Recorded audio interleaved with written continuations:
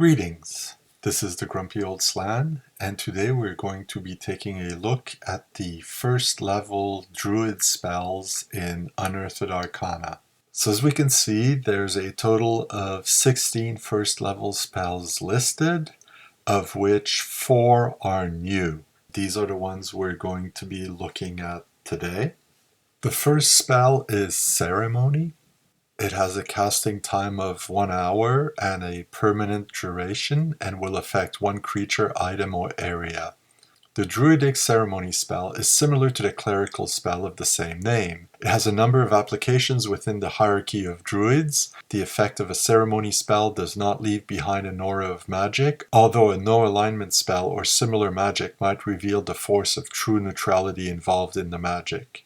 Druidic ceremonies include the following, which can be cast by a druid of the indicated or lower level. First level druid, coming of age, rest eternal, and marriage. Third level druid, dedication and investiture. Seventh level druid, initiation and special vows. Ninth level druid, hallowed ground. 12th level druid, cast out.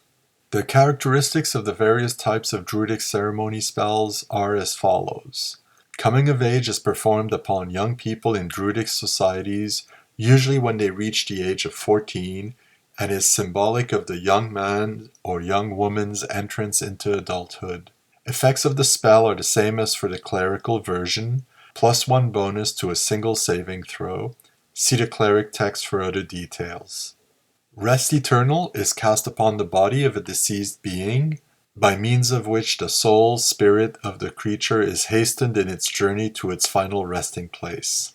The spell Raise Dead and Resurrection will not restore life to a character who has been the object of this spell, although a wish spell would serve that purpose. Marriage is essentially identical to the clerical ceremony of the same name. Dedication allows the recipient of the spell to be taken into the ranks of the druid's followers, worshippers, provided that the character is true neutral in alignment. A recipient of this spell is charged, as are druids, with the responsibility to preserve and protect nature and the balance of forces in the world. In other respects, it is similar to the clerical ceremony of the same name. Investiture is a rite that must be performed upon a character before he or she can become an aspirant. First level druid. It conveys no other benefit. Initiation imbues the druid with the shape-changing and immunity to woodland charm powers that becomes available to the character upon attaining 7th level. This ceremony must be performed upon a druid immediately after he or she begins to advance upwards through the 7th level of experience. If cast earlier than this, it will not work, and the druid will not have the benefit of the above-mentioned special powers until receiving initiation. Usually a druid must seek out another druid of 7th or higher level to perform the rite, but in unusual cases a druid may cast it upon him or herself. Special vows is a ceremony that operates in the same fashion as the clerical rite of the same name. Does not work upon paladins, but will function upon cavaliers of any alignment.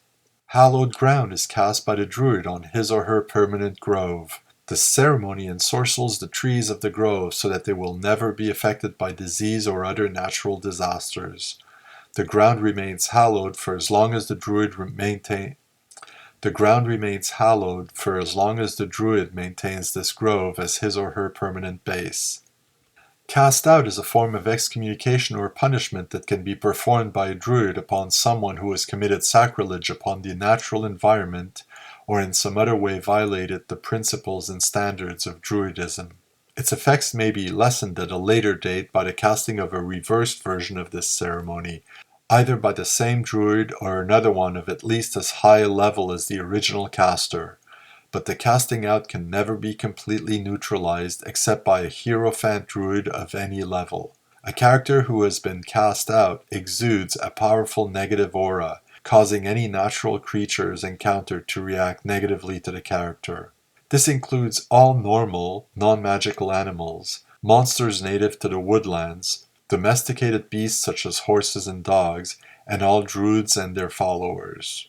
Casting out is a very powerful form of punishment and can only be performed by a druid who has received permission from his or her archdruid to do so. Similarly, an Archdruid must get permission from the Great Druid and a Great Druid from the Grand Druid. The Grand Druid does not need to obtain permission, but his or her actions may be reversed by a Hierophant Druid at any time. This ceremony is usually only used on occasions where the severity of an offense warrants such extreme punishment. A Druid who asks for and is denied permission to perform it, or one who later has his or her actions offset by another Druid, may be subject to punishment by higher-ranking members of the hierarchy. An intended recipient of this ceremony who is unwilling receives a saving throw versus spell at -4 to negate its effects. The components of a ceremony spell always include mistletoe, and the rite of any sort must be performed in a druid grove or some other natural healthy patch of forest. Such ceremonies are normally conducted at either dawn or dusk, the times when night and day are in balance. As I mentioned with the cleric version of this spell, I really like this. It's a great piece of world building. A lot of it is very similar to clerics. Coming of age, exactly like the clerics. What I had to say back then still holds. This is good and could be interesting for neutral characters who follow a druid. So I would argue first that non-neutral characters can worship nature. And so some of these ceremonies, even though they say it has to be on someone who is true neutral, a druid should be able to cast coming of age, rest eternal, marriage to anyone, no matter what their alignment is, as long as they're worshippers of nature. Obviously, dedication, investiture, the initiation must be cast upon someone who is true neutral, for that person is a druid. And speaking of initiation, this one ceremony is great, since it provides the means through which a 7th level druid will gain his or her immunity to charm, his ability to change form, etc. I would also argue that you could use the investiture or the initiation on an 8th level ranger, which is how the ranger could gain his or her spellcasting abilities. And maybe I would even extend that further in that the cleric ceremony spell could have investiture or initiation for paladins. For the investiture, it would be what allows the paladin to lay on hands and eventually turn undead. The initiation could give them their cleric spellcasting abilities. Or there could be multiple ceremonies. One that has to be performed when they're first level, which will allow them to lay on hands and detect evil and the other powers all paladins have. Another one for when they gain the ability to turn undead. And a third one for when they gain the ability to cast cleric spells. Special vows can be cast on anyone. Also cast out. An evil NPC has done something really egregious according to the Druidic faith, then they can be cast out and suffer those effects. I do find the whole getting permission from someone who is a higher level odd, especially since for the cleric ceremony spell, the equivalent being anathematize doesn't have those restrictions. Basically, any cleric can just cast it and does not have to report to higher ups in his order. Why this should be needed for druids, it's not clear to me. I would probably just either apply the same procedure for regular clerics as for druids, or vice versa. Let druids cast it without needing to get permission from someone higher up. And speaking of that hierarchy of druids, I'm surprised there isn't a ceremony to challenge the high-level druids, of which there can only be a limited number.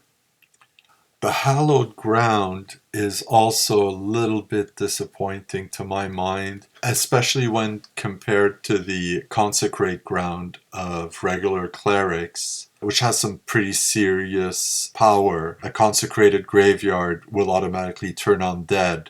Yes, protecting the trees of disease is all nice, but something with a little bit more oomph would have been nice. I'm not sure what. Obviously, it wouldn't be turning undead, but perhaps it would be abominations, which by their very nature can be considered unnatural. Maybe they would need to pass a saving throw in order to enter hallowed ground. Something like that. Extra protection. The way consecrated ground has extra protection. Overall, I really like this spell. It's great for world building. There's a lot of adventure hooks built into it for the DM. The next spell is Detect Balance. It takes 1 segment to cast, will last 1 round per level of the cleric, and will affect 1 object or creature per round. The spell allows the druid to determine if non-neutral forces and alignments are at work in the area of effect, upon or in the object or creature being scanned. An alignment that is partly neutral, such as that of a neutral good cleric, will irradiate a mild aura, while an alignment that has no neutral component, such as that of a chaotic good fighter, will give off a strong aura. The spell does not determine exact alignment, but only tell the druid if the object or creature being examined is something other than true neutral. A paladin and a chaotic evil thief, for instance, will radiate the same aura at the same strength. The spell will not function upon living items that do not have a natural aura, such as a vial of poison, but will work upon an object such as an aligned magical sword. Creatures that are under the effect of an unknowable alignment spell or similar magic will not radiate any aura when this spell is used upon them. If the magic is used upon something or someone that exudes a true neutral alignment, such as another druid, it will produce a smooth, well-balanced aura identifiable as one of neutrality. So this is an interesting take on the Detect Evil spell from the clerical spell list. I think more suited to druids who are less interested in finding a specific alignment than maybe finding anything that's not neutral. I tend to disagree with the idea that a partly neutral alignment would have less of a strong aura. Someone who is neutral good might be very, very, very good and feel more strongly about that than anything else. And that alignment overshadows someone who is just mildly lawful good or mildly chaotic good. Alignment is not always all or nothing. I always like having a tendency towards point of view. Not every single action a good character will take will necessarily be a good action, but as long as the good actions overshadow the evil actions, then that character can be said to be of good alignment. Someone who is good all their life and steals something for a reason that they feel is justified once doesn't turn chaotic evil all at once. So I think the strength of the aura should be more related to the strength of the convictions of the person being examined. And I believe that the druid should be able to differentiate between a strong component of good evil versus a strong component of law and chaos. Therefore, yes, the lawful good paladin and the chaotic evil thief would radiate strongly in both, but so would a lawful evil or chaotic good character. They'd be the same, whereas a lawful neutral, chaotic neutral would be detected as not really having any tendency towards good or evil, but strongly along the axis of law and chaos and so on. I think that might be a more interesting way to put things. Overall, I do like the spell. If a druid has to be true neutral and be able to balance things out all the time, he needs to be able to detect someone's alignment, or at least how far away from neutrality it is, in order to balance things out. And so the druid should be able to take a stance on whether they should intervene or not. If you have, for example, a very evil character, but their power is currently being offset by a very good character who is opposing them, the druid might just decide to not take action because they are both in balance with each other at the moment. Now, if one of them was to start to take over, then the druid might step in. A good spell and something that fleshes out druids. The next spell is Detect Poison. It will take 1 round to cast and will last 1 round per level. By means of this spell, the druid is able to determine if some object, creature, or area contains poison or has been poisoned. In general, the area which can be perused by the dwemer of the spell is about 1 cubic yard of space. Therefore, the druid cannot determine if an entire pond is poisoned, but he or she could tell if a portion, or something within the portion scanned during the round, contained poison. There's also a 5% chance per level of experience of the caster that the type of poison used or contained in the area scanned will also be discovered by the spell, i.e., contact poison, insinuative, ingestive, or respirative gas.